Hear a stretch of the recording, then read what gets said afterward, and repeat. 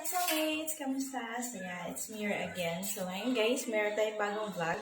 Ang gagawin natin is about sa DIY na lagayan yung cortina. Alam niyo yun, yung ayun.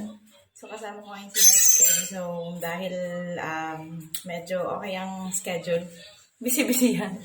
So ngayon, ayun, nakagawa na kami and then kakabit na namin yung cortina and let's see kung ano yung magiging look niya. So let's start! The first time rin natin magkabit ng cortina pala, no? And then, bali, etong cortina na to, hindi namin siya binili na gawa na pala. Alam niyo naman na mas namin yung practical talaga na kung saan makakamura. Ito kasi tenda na to, nabili namin to guys sa Divisoria. Then, sa naman, wholesale ulit kami bumili. Yan. Ipapakita namin kung anong difference or magkano yung difference ng gawang cortina sa hindi. Then, magkano yung difference ng ganitong quality cortina kapag binili mo siya na buo sa hindi. Kasi so, ayan ito. Binili namin ito. Ilang yarda rin yan. Tapos, kung makikita nyo, ito yung mga bilog na to, binili rin namin to. Meron pa yan, ito. Binili rin namin. At tapos, pinatahin na lang namin siya dito sa kapitbahay namin magaling manahi. So, ayan. Kasi guys, kung mapapansin nyo, kung pupunta kayo sa Robinson or SN, sa Divisoria Mall, ang isang pair ng cortina guys, nasa 250 to 280. Depende sa design at klase guys. Oo. Kung kasi meron naman tayo kasing ibang klase ng cortina guys na alam niyo yung normal lang siya, color. Wala siyang ganito design na bula-bulak lang or ganito katingkad. Yun guys, mabibili ngayon na around 150 to 200 pesos. Pero mga ganito kasi guys, maswerte na kayo kung makabili kayo ng 200 pesos to 250. Ngayon kasi guys, ito, nabili namin to sa Divisoria. Yung tabi ng One Low na Estate, hindi ko lang maalala. Basta yung mga bilihan ng mga tela doon, makikita niyo doon namin siya binili. Kung mas marami kayong bibilin guys, mas makakamura kayo. Ito kasi binili namin to 10 yards. Kaya ilan rin ang nagawa namin. Isang yarda guys, siguro ganito yan. Kung hindi ako nagkakamali lang kumbaga, gano'n ang tansyahan ko. Ngayon guys, hindi pa doon kasama yung tangkad niyan. Kasi sintela talaga guys. Mas matangkad pa sa tao Kaya nakagawa kami ng ganyang karami. Tapos yan, din-design ko talaga siya ng, nakita ko lang din sa mga YouTube video, Facebook, na yan, kapag yung bintana, dapat siya, yung dalawa, yan, parang ganyan, kung makikita niya siya parang ganyan, dalawa. Mas maganda kasi talaga guys. Diba? Kung pares or dalawang curtain siya. Para presentable siyang tignan or Tulad yan guys. Ito, room to guys na dapat workroom talaga to. Ang nangyari kasi guys, parang nagkaroon kami ng short sa budget. Kaya hindi pa namin siya napatapos agad. Ayan. Wow. Pakita mo yung buong room, ng workroom mo. So, yan. Ito, kasi sa ngayon, guys, hindi pa talaga totally finish yung bahay namin. Pero nakatira na kami dito kasi dito na ako naka-base kasi naka-work from home naman ako. So, ito talaga yung workroom ko. Pero hindi pa ako dito nag-work for now because hindi pa siya tapos talaga. So, ayan. Hindi pa talaga siya tapos. Ayan, hindi pa tapos yung linya. Pero na yan, naka-kisame na yan. Pipinturahan na lang yan. Tapos yan.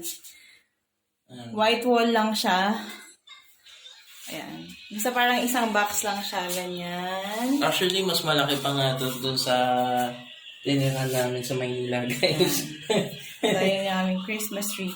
Basta gusto ko kasi sa bahay, lang talaga siya. Yung white lang talaga. As in, kaya kung mapapansin nyo, halos white lang. Ayan, dun. White na rin dun. So, Ayan. O, balikan natin. Tingnan natin ulit. Ayan. So, ayan siya. Meron na siyang isang ano. Tapos matatanaw mo na dun sa labas. So, i-close mo nga ulit. Tingnan natin. Okay, ito close mo naman siya guys. Yan. Ganyan lang naman siya. Yan. Ayan. Ganyan. O, siya man nakita pa nga ako sa ano eh. Ano sa YouTube ganyan. Tapos, ano, yung meron pa siyang parang pangit na. Kunyari, white. Nang mag-ano siya dun sa color niya. Ay, parang tatlong curtain. Para siyang tatlong curtain. Oo. Ang ganda Ito tingnan. Ito naman kasi guys, kung mapupuntahan nyo nga yung sinasabi namin sa Divisoria, yung tabi ng Wando na kung saan yung bilihan doon. Meron rin naman silang binibenta na Ready na. tapos na. Yun, meron talaga doon. Siguro, depende na lang sa negosasyon nyo kung paano mo sila burahin. Kung magkano mo makukuha. Ito kasi guys, nakuha namin to 50 per yard. Siguro, ito guys, nasa isa't kalating yarda. Pero itong tangkad na to guys, doble to Yung sinasabi kong yung tela makikita nyo doon, mas matangkad pa sa tao or sa 5.5 footer na tao. Kasi ito, nahati pa namin to sa dalawa guys. Kumbaga, ito guys, sabihin na natin. Kasi suma total guys, gumastos kami na around 2,500 to 2,500 guys. Ang curtain namin na nagawa is 30 pieces. Oo, third kasi, yan, bali ilang bintana? 13 lahat ng bintana namin. Hindi, 15. 15 lahat ng bintana. Kasama na sa CR, guys. Oo, tapos, yan. So, ganito siya, kaya dalawahan siya, tas times 2. So, yun yung nagawa naming kortina. Ang ganda ng ilaw dito, pag natapos na to. This is my workroom. Ang ganda ng ilaw, Yan, kaya... Yan kasi guys, parang sinishare ko lang para ako, sinishare ko lang rin yung knowledge ko about sa mga tips nga. Kasi ako talaga guys, pangarap ko talaga magkaroon ng sariling bahay, which is ito na nga, meron. Then ano po naman sa inyo, nahiyang magtanong, nahiyang pumunta sa ganito, sa ganyan. Pero wag. Kasi totoo, yan yung na matitipid nyo. Imagine nyo, 2,500. I-divide mo sa 30 guys, magkano? Compare nyo sa 250 na per pair neto. Diba? Malaki matitipid nyo guys. Ano namin sa vlog, sa screen na makikita nyo kung magkano yung difference ng use, ay yung ready to use sa hindi. Kasi konting tiyaga lang guys, Totoo. Ito, pinasuyo lang namin doon sa mananahe nga na kapitbahay namin dito. Naglang kasi wala pang bintana. Wala pang kortina mamaya kapag natapos nila, nilalagyan natin ng bintana. Nasa second floor kami. So, At ayan. tapos ko na rin pa rin sa baba. Ayun pala, yan. Ito, guys. Kasi, dati, nagka-canvas kami. Sabi ko, maghanap kami nung mga ganito nga. Masasabitan nga ng kortina. Kasi, nagpagawa rin kami ng kortina na basta mamaya, papakita ko sa inyo. Ngayon, nung nagtanong kami sa, welcome depo ata. Yan, basta sa mga bilihan, Sa mga ganyan. bilihan. Aba, alam mo ba nyo ba yung ganito siya kahaba, ang isang piraso, 1,000. Tapos ko naman, saan wala kaming ganung kalaking pera. Nagkataon, nung nagpa-deliver kami ng mga gamit dito sa pampagawa ng bahay, yung nag-deliver, meron siyang kasamang sa ibang tao, hindi sa amin. Nakita namin na yun pala, sabi nung saan daw ba ginagamit yan? Ito daw yung ginagamit sa pool. Alam niyo yung sa pool, yung may inaahunan, tapos kinakapitan ganun. Basta alam niyo yun. Hagdanan sa pool para makakit ka. Ito yun, kaya nagka-idea kami, sabi namin, magkano po ba yung ganyan?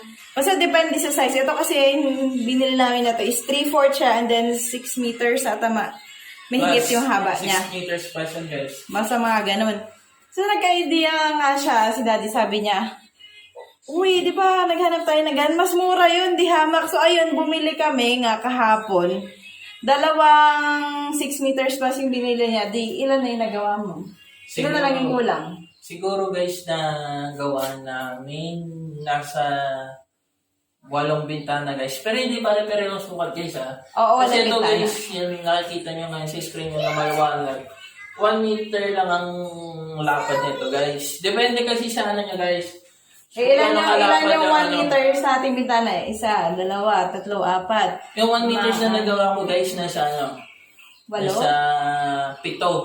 Dito Hindi na pa 1 kasama meters. yung nasa kwarto guys kasi nabitin kami ng kalkulasyon doon sa Oo. binili namin. Tapos tips lang guys, tulad na nasabi ng misis ko. Meron kasi kami nakita ready to made or ready to use. 1,800 to 1,000 guys. Ito sipin nyo guys, 450 na lang kamo para hindi na tayo magtalo sa presyo. 6 meters construction worker. Ginagamitan pa nila ng level. Para sabihin man natin pantay na pantay. Ako guys, kahit hindi ko nagamitan ng level, basta mukhang pantay lang. Hindi naman ako ganun kaarte sa bahay. Ato, bubuhay ko ulit yung Ayan, ang ganda na. isa pa. Ayan, huwag niyo nang pansinin yung kalat kasi nag-Jollibee kahapon at binila ng yung mga bata. Mas katatapos lang ng birthday ng Kambal. 5 years old na sila. Ayan. May ingay kayo naririnig. So, ayan. So, magbubutas naman si Daddy. Ang bintana natin, Daddy, ilan lahat? 13, sumata lahat. 13 ang bintana namin, taas at baba. Tapos, nakakatawa kasi, dahil kakabili lang namin itong bakal na to na para sa bintana ng kortina. Pag kumikidlat dito ay sis Mia. Para talagang, alam niyo sa palabas na parang may witch na naghihiganti or talagang napakaliwanag siya sa loob. Kasi wala pang kortina. So, kanya-kanya kami ng tago. So, ayan, dahil medyo nakakaluwag tayo ng konti. Nakapangutang. Nakapangutang na pambili. So, ayan. Ito guys, yan. Napansin nyo naman guys, ito yung tubong hindi buo, yung pinutol ko. Ito naman ngayon ang finished product niya. Para isasabi nyo siya. Ngayon, ang gagawin nyo lang, sakto nyo lang sa gitna ka. Yan. Kasi ako guys, hinaano ko kung ano yung taas ang gusto ko sa niya. Tapos yan. Sabihin lang natin na ito, mukhang pantay na to. Ang inaano ko lang guys, yung dulo. Minamarka ng focus ako sa basa niyan. Edit sa lahat guys sample ito, may extension. Mamamarkahan nyo naman or makikita nyo kung saan bumagsak yung wire. Oo, lalo kapag dapat, yung kung kayong mismo lang ang gagawa, dapat alam nyo kung saan yung mga linya ng kuryente kasi baka mamaya madisgrasya, di ba? Mahirap yung... So kagaya yan, kami alam naman namin kung saan yung kuryente kasi nakita namin yung ginawa. So alam namin kung saan ka dapat. Basta be careful lang, lalo pag mga ganyan kuryente. Lalo na sa DIY guys, lalo na kapag alaman ko, ang construction ngayon, nag-level up na. Pakyawan na. Dito sa probinsya, tawag dito Pakyawan. Sa Maynila, ang tawag doon, contractors or contracting. Sa isang pala guys, sa isang katulad niya, mag-install ng kuryente. O kahit man na iba-iba ang gumagawa. Ikaw kontratahin ka, papakyawin dito sa probinsya, gastos rin. Sabihin man natin, ito guys, kaya ko naman meron naman kaming mga gamit. Lahat ng gamit ng pang-construction meron kami. Kaya naman ni Daddy. Kaya siya na lang yung gumagawa. So, ayan, yung minarkahan ko, ayan, butasa ko na lang. Ito pala ang pang natin guys, sa grinder. Tandaan nyo, kung ano yung laki ng tox ninyo, yun din yung laki ng bala ng grinder ninyo. Mahirap kasi kung yung bala ng grinder nyo, malaki? Mas malaki doon sa tox ninyo, hindi kakapit yung tox guys. Tandaan nyo, dudulas lang yan. Kaya kailangan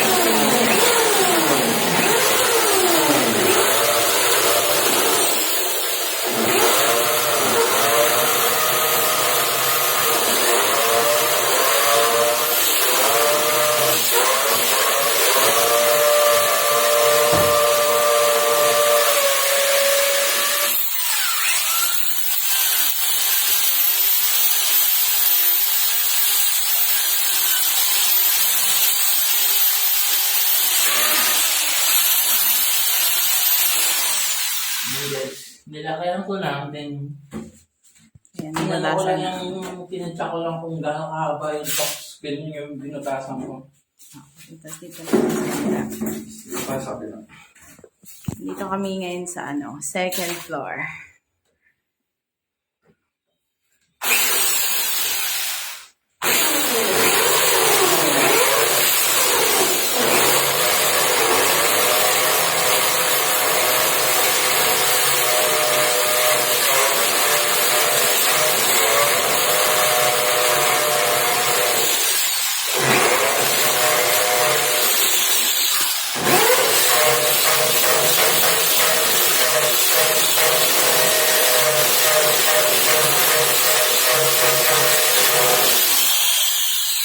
Matigas ha. Puro semento at ang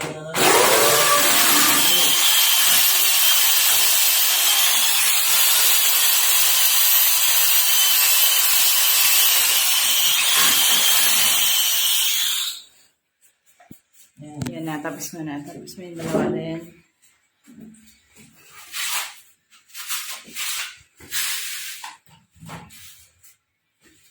Patingin nga ako nung tops, Daddy.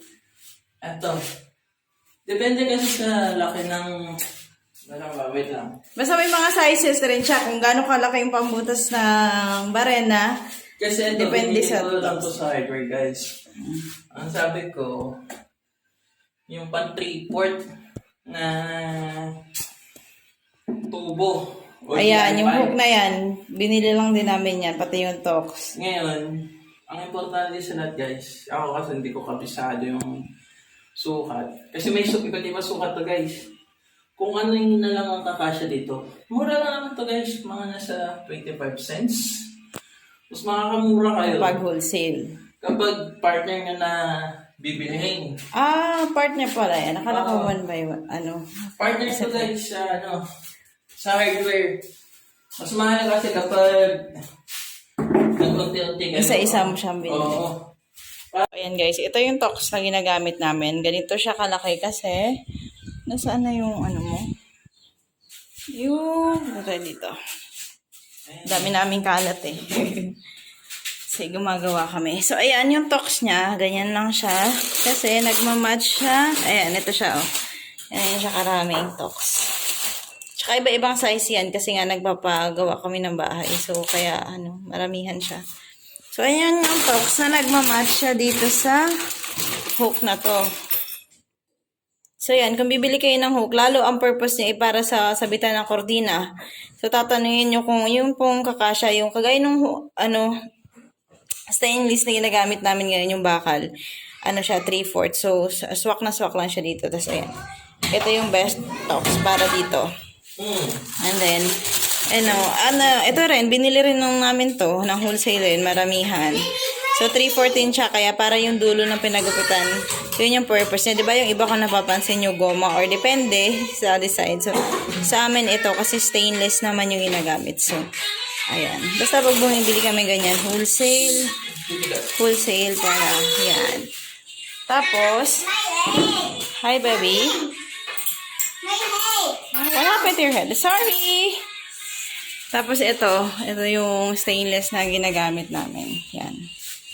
Mabibili nyo yun, guys, para... Nabili lang namin to. 450 or 440, guys. Ilang meters yun? Na 6 meter per plus yun, guys. Ito isang tip sa pagtitipid. Meron kasi mabibili sa hardware, guys, na ready to made na sabitan na ganyan. Papakat mo na lang. So, ayan guys. Ayan na yung final look. I love it. Ang saya kasi naka-white wall lang siya. Hindi naman siya kahabaan. So, yung length niya hanggang dyan lang. Ayan. And gusto ko yung design niya because of that flowers, camera roots. So, yeah. Nag-blend siya dun sa wall natin na white. So, yes, that's all. I love it. Ang saya, nakakatawa. So, ayan guys. Thank you so much for watching. Sana nag-enjoy kayo. Kung meron kayong mga question, Feel free lang kayo mag-comment dyan sa comment box.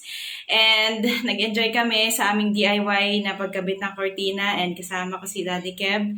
Sana more videos pa with us sa mga tips na mga isi-share namin tungkol din sa family, sa buhay namin, kung ano-anong pwede namin i-share sa inyo. And thank you so much. Gusto ko lang magpasalamat sa lahat na nag-subscribe at saka nag-like o nag-share man ng aking YouTube channel. Maraming salamat and I really appreciate it. Alam ko, hindi ko kayo kilala lahat kung sino man kayo, and thank you so much. Sobrang na-appreciate namin. And yes guys, that's all for today. Please, kung nanood man kayo na aming video today, please don't forget to like, share, and subscribe our YouTube channel. And that's all for today. Have a great day, everyone. Bye. Goodbye. Bye-bye. Bye-bye. Bye-bye. Bye-bye.